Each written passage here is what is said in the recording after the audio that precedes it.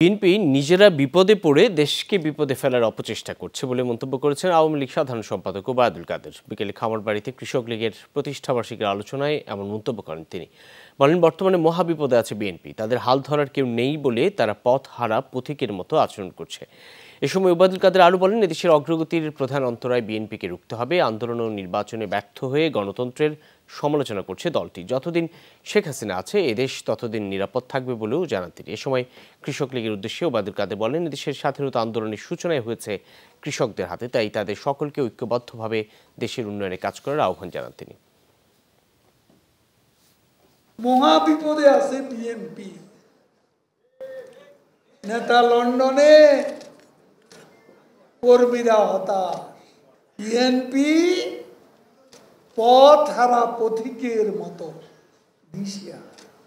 বাংলাদেশ বিপদে।